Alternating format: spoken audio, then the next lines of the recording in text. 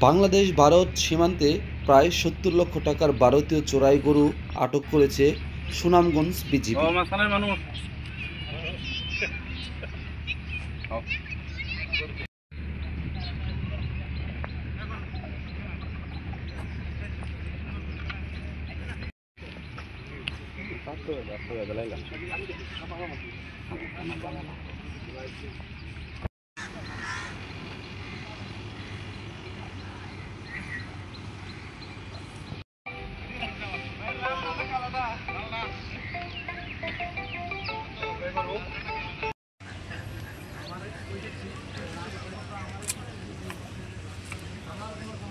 তোমার কি তাই গেছে এখন এটা ধরছে যে অবৈধ মাল। আজকে ঘুমাইলে নাকি আরামের ঘুমটা এলো না।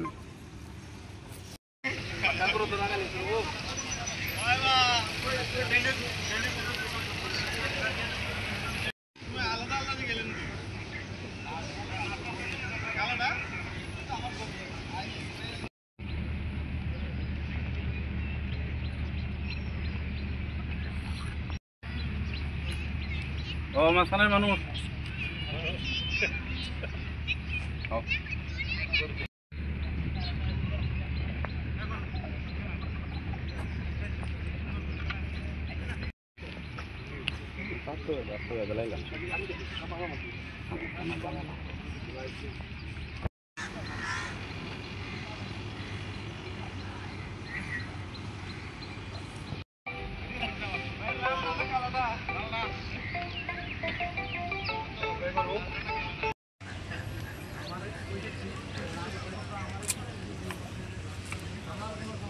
তোমার কি তাই গেছে এখন এটা ধরছে যে অবৈধ মাল। আজকে ঘুমাইলে নাকি আরামের ঘুমটা এলো না।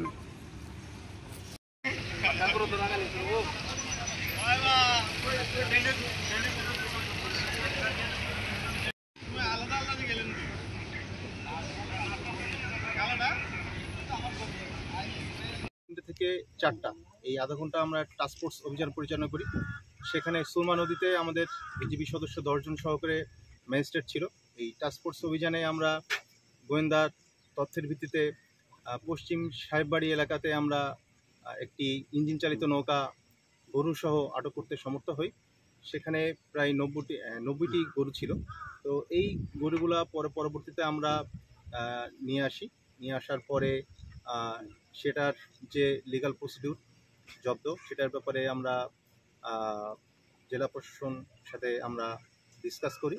তো সেটার পরিপ্রেক্ষিতে এখনও পর্যন্ত আজকে সকাল প্রায় 11টা ক্রস করেছে, 12টা। তো যেটার এখন লাস্ট যেটা আমরা নির্দেশনা পেয়েছি জেলা প্রশাসন হতে, সেটি হচ্ছে যে এই 90টি গরু, যেটি কিনা দোয়ারা বাজার সীমান্ত থেকে যে বগলা বাজার যেটি আছে ওখান থেকে এই গরুগুলা দোয়ারা বাজার ওখান থেকে লোড করা হয়েছিল এবং সেটি কিনা ধর্মপ্রসাদ দিকে যাচ্ছিল, জামালগঞ্জ হয়ে ধর্মপ্রসাদ দিকে। তো সেটিরই পরিপ্রেক্ষিতে এই গরুগুলা যখন জব্দ করা হলো, মানে ধরা হলো, তখন এটা ডিসপোজাল যেটা এসেছে সেটা হচ্ছে যে এই গরুগুলা 90টি গরু আমরা এখন এই সুনামগঞ্জের যে স্থানীয় লোক আছে তাদের জিম্মায় দেওয়া হবে। জিম্মায় দেওয়ার পরে এটি ম্যাজিস্ট্রেট কর্তৃক একটি নিয়মিত মামলা দায়ের করা হবে এবং এই মামলার পরিপ্রেক্ষিতে কোর্ট যে নির্দেশনা দেয় সেটার পরিপ্রেক্ষিতে পরবর্তী কার্যক্রম গ্রহণ করা হবে। তো এটি এখন এই 90টি গরু আপনারা দেখতে পাচ্ছেন যে আমরা যে ধরেছিলাম, তো সেই 90টি গরু স্থানীয় যারা আছে তাদের জিম্মায় নিয়ে যাওয়ার জন্য লোক আসবে জেলা প্রশাসনের পক্ষ থেকে। আর গরুগুলির দাম কত এবং এগুলি বগুলা কোন জায়গার গরু এগুলি? আচ্ছা, যেটি আমরা এখনো পর্যন্ত জেনেছি সেটা হচ্ছে যে এটা বগলা বাজার থেকে যারা কিনা আসলে হাসিলের মাধ্যমে তাদের বিক্রয় রসিদও আমাদের কাছে দিয়েছে। তো যেটা হোক, লিগ্যাল প্রসিডিউর সমস্তটাই হচ্ছে জেলা প্রশাসন এবং যারা ম্যাজিস্ট্রেট আছে তারা দেখবে। তো এটার পরিপ্রেক্ষিতে বলতে চাই যে বগলা বাজার বেসিক্যালি যে আমাদের সীমান্তের খুব নিকটবর্তী। আমাদের যে বাগানবাড়ি যে বিউপি আছে সেখান থেকে প্রায় 1.5 থেকে 2 কিলোমিটার এবং পেকপাড়া বিউপি থেকে 6 থেকে 7 কিলোমিটার। তো এটার প্রেক্ষিতে আমাদের কিছু প্রশাসনিক এবং আভিযানিক কার্যক্রম পরিচালনার ক্ষেত্রে কিছু জটিলতা সৃষ্টি হয়। তো সেখানে বগলা বাজারটা সীমান্তবর্তী না হয়ে একটু দূরে হলে আমাদের জন্য যে আমাদের যে অপারেশন কার্যক্রম পরিচালনা করতে সুবিধা হতো। স্যার আমার একটা প্রশ্ন, স্যার যেহেতু স্যার সামনে ঈদ, স্যার সেক্ষেত্রে স্যার আসলে যে ভারতীয় যে অবাধে গরু আসছে আপনারা এই ব্যাপারে আসলে সীমান্তে নজরদারি বাড়াবেন কিনা? আচ্ছা, যেটা বললেন যে এই সামনে ঈদ, তো সেটার পরিপ্রেক্ষিতে সর্বতভাবেই আমাদের কুরবানি ঈদকে উপলক্ষ করে কিন্তু গরু আসার প্রবণতা হার অনেক বেড়ে যাওয়ার পসিবিলিটি বেশি। তো সেক্ষেত্রে আমাদের কিন্তু এই দোয়ারাবাজার সীমান্তে আমাদের যে ভিওপিগুলি আছে সেখানে আমরা কিন্তু অলরেডি লোক জনবল বৃদ্ধি করেছি এবং সেখানে আমাদের টহল তৎপরতা অনেক বৃদ্ধি করা হয়েছে। তো এটার পরিপ্রেক্ষিতে বলতে চাই যে গত 3 মাসে আমাদের প্রায় 450 গরু কিন্তু আমরা আমাদের 3টে বিওপি আছে দোয়ারাবাজার সীমান্তে, সেখান থেকে আমরা জব্দ করতে সমর্থ হয়েছি। তো আমি বলতে চাই যে এই কুরবানি ঈদকে সামনে রেখে আমাদের গোয়েন্দা তৎপরতা টহল কার্যক্রম অনেকাংশেই ওই সীমান্তে আমরা বৃদ্ধি করেছি, আশানুরূপ ফলাফল পাওয়া যাবে বলে আমার বিশ্বাস। আরেকটা বিষয় স্যার, এই গরুটি নাটক করেছে এই জায়গাতে আমরা যতদূর জানি বাংলাদেশি এবং ইন্ডিয়ান গরুর মধ্যে একটা পৃথক পার্থক্য রয়েছে।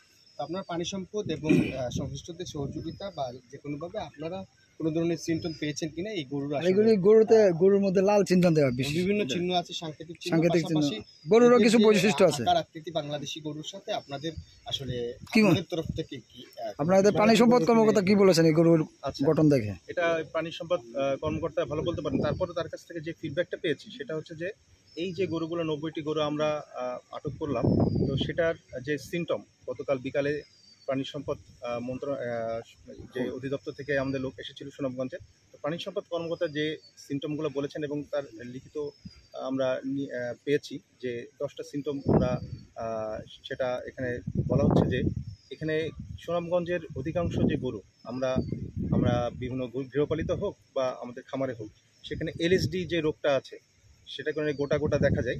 তো সেটার যে সিমটম সেটা কিন্তু এই 90টি গরুর মধ্যে নাই এবং এদের পা ছোট এবং শিংয়ের এবং চেহারার এবং যে চিহ্নের কথা আপনারা বললেন সেটার প্রেক্ষিতে বোঝা যাচ্ছে সম্ভবত এটি বাংলাদেশি গরু না হওয়ার পসিবিলিটি বেশি। তারপরও কিছু কিছু গরু আছে আবার দেখা যাচ্ছে যে বাংলাদেশি গরুর মতো তাদের যে চিহ্ন এবং আকার ধরন সেগুলো মিক্সচার হিসেবেও আছে বলে মনে হচ্ছে, যেটি কিনা প্রাণী সম্পদ কর্মকর্তা বলছেন। বাট ম্যাক্সিমাম গরু, উনি যেটা বলছেন ম্যাক্সিমাম গরু যে এটা মেঘালয়ের যে গরুর যে চিহ্ন বা তার যে বৈশিষ্ট্য সেটার বৈশিষ্ট্য এখানে বিদ্যমান। স্যার, কোনো আসামি পাওয়া গেছে কিনা বা এই গরুর কোনো মালিক পাওয়া গেছে কিনা? নৌকাটা আচ্ছা, তো এই নৌকাটা যখন আমরা ধরেছি শুধুমাত্র 2জন মাঝি ছিল, তারা আমাদের কাছে আছে। তো এই মাঝি ছাড়া তারা কিন্তু নৌকা বা গরুর মালিক না। তারা যেটা বললো যে আমরা তাদের কাছে প্রশ্ন করেছি, তো সেটা হচ্ছে দোয়ারাবাজার থেকে এটা জামালগঞ্জ হয়ে তারপরে এটা ধনপাশার দিকে যাচ্ছে, এটাই জানা গেছে। স্যার আমার একটা প্রশ্ন করা হয়েছে। গরু জব্দ আসলে আমরা এখনো তো জব্দ তালিকাতে যেটা বলতে চাই যে কত টাকার মূল্য। তো প্রাণী সম্পদ কর্মকর্তা যখন কালকে আমরা ডেকে নিয়ে এসেছিলাম এই সিমটমগুলো নথিভুক্ত করার জন্য, তখন উনি বলেছেন যে এটা প্রায় 70 লক্ষ টাকার কাছাকাছি হবে এই 90টি গরু। জি স্যার আমার একটা ছোট প্রশ্ন, যে ভুগলা বাজার একেবারে সীমান্তের কাছাকাছি। হ্যাঁ।